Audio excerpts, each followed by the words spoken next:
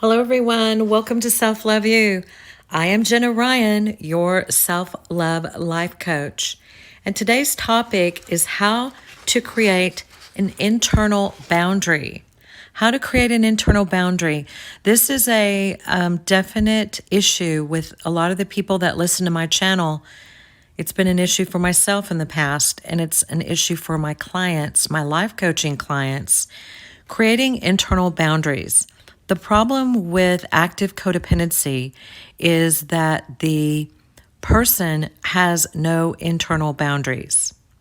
Now, let me preface by saying this is all my opinion. I am not a trained psychologist. I'm someone who's merely healed from codependency using a lot of books, a lot of journaling, a lot of counseling, and a lot of hard work. So these are my theories. You're not going to find these theories in anyone's book. If you do, you can trace it back to this audio because this is literally all coming from inside my heart, and I am sharing it with you now based on my learnings. It's pretty deep, so get your pen and paper or get ready to listen to this audio multiple times. So we're talking about how to create an internal boundary using the term boundary that I received from Pia Melody in her explanation of the different types of boundaries. You have physical boundaries to determine your physical space and who you want close to you physically. Then you have emotional boundaries that help you to keep people who are toxic out of your life, or to allow people in or keep people out emotionally in a way that's safe for you. Internal boundaries, she does make mention of them, but doesn't go into detail. From what I've heard, an internal boundary, in my understanding of an internal boundary, is a boundary that helps you to keep yourself from collapsing, that helps you to keep yourself from doing things that you know are not in your best behalf. Internal boundaries help to keep your sense of self intact so that they're automatic, I believe. I believe that internal boundaries, they're not so much, they're very unconscious. They're not conscious, they're subconscious. They're going beneath the surface. They're like a program that's running that tells you you are worthy, you are valuable. This is information that is useful for you. This is information that isn't true for you. So someone without any internal boundaries is like, if you've ever seen a tornado in Oklahoma or Texas, when it just pummels the entire house. So if you have no internal boundaries, you're like a house that has been ravaged by a tornado. Your fridge is up in the trees, your bathtub is down the street, your walls are non-existent, you don't have any protection from predators, all your stuff is just in shambles, and you have to put yourself back together. And that's the work of healing and recovery. So internal boundaries is like your walls inside that keep you from standing in the bathroom and the living room and the kitchen all at the same time. It helps, it's your understanding, it's your own experience, it's your own understanding of what's right for you, what's not right for you, what is you, what is someone else, where you stop and where the other person ends. It all starts with these internal structures, this construct that I'm talking about. And these internal boundaries, I believe, are created with thoughts, with the thoughts that you're thinking, the beliefs that you're believing. And someone without any internal boundaries really doesn't have a choice. They're going to have very much childlike thinking, which is a lot of cognitive distortions, a lot of black and white thinking, a lot of catastrophic thinking, because they don't have any structure.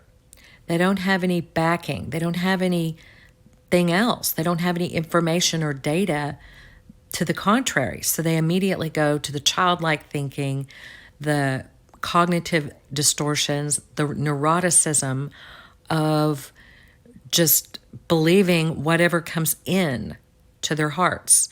That was always a problem. Like if someone said something, it could just totally pierce my heart. And you could call that a trigger. You could say that that's a wound that's being triggered. Well, if you lack internal boundaries, then you can be easily triggered. Your wounds can be easily triggered. You're not protected. You don't have a guard.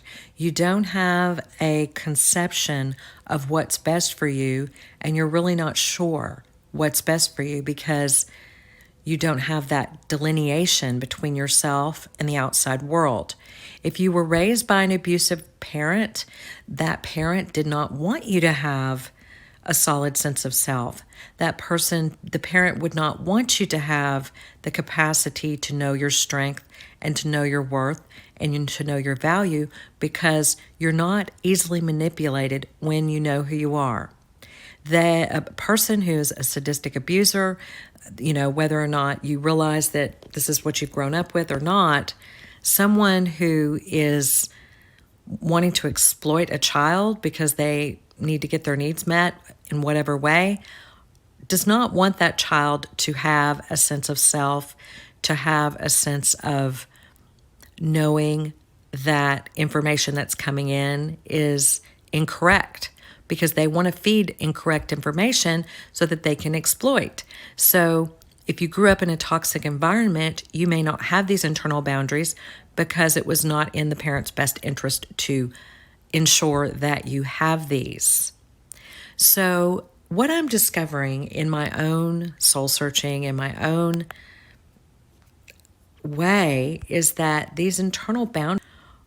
Okay, so I was reading in a book, The Internal Family Systems Therapy,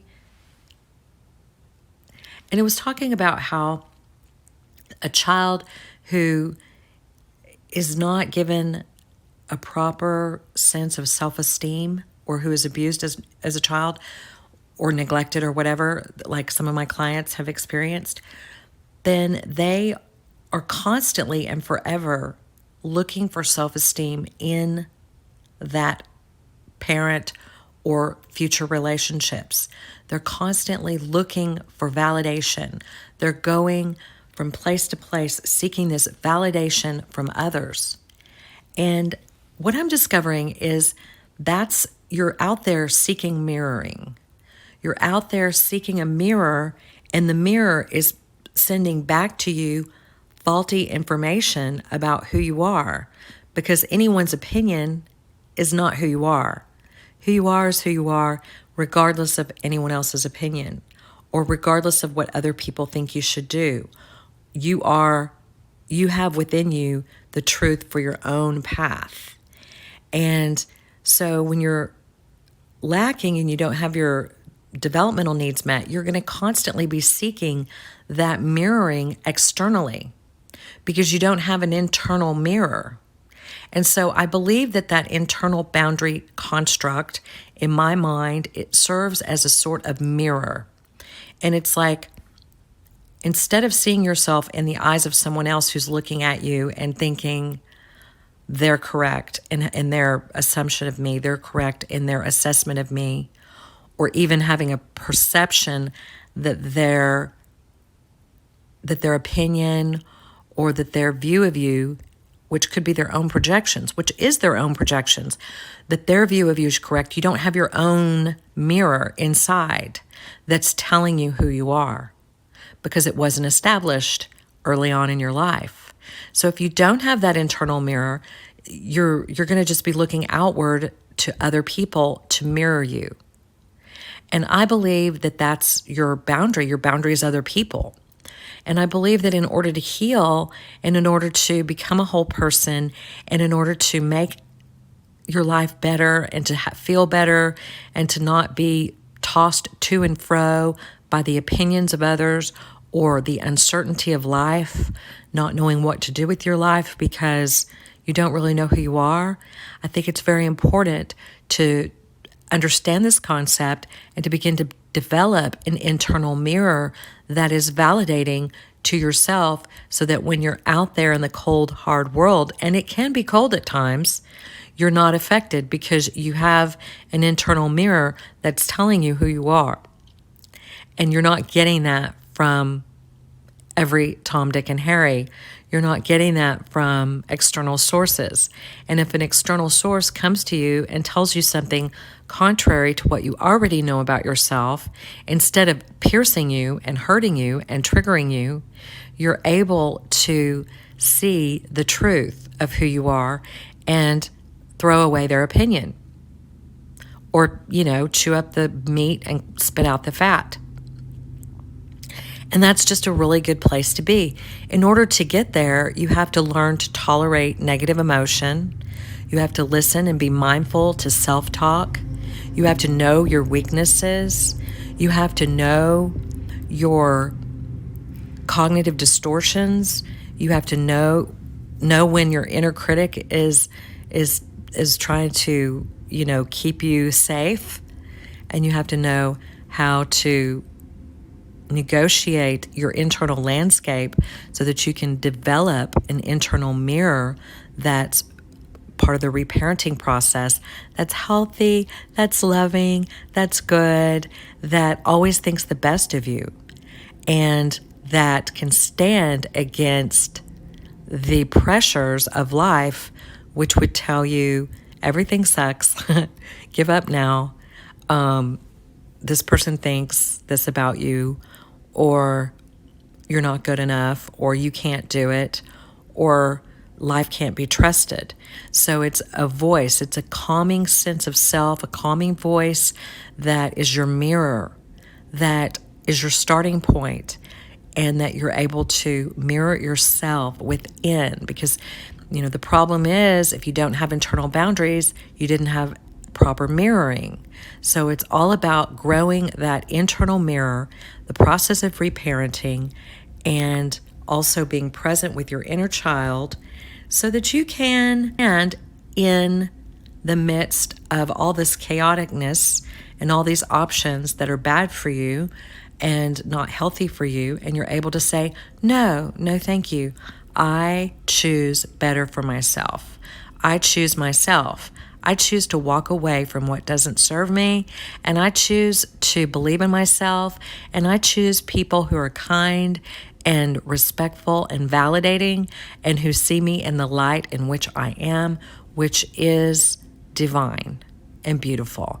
And so that is my lesson for today on how to create internal boundaries. I have more to say about this topic, but if this is helpful to you, please leave a comment, share this video, this audio with anybody that might need it.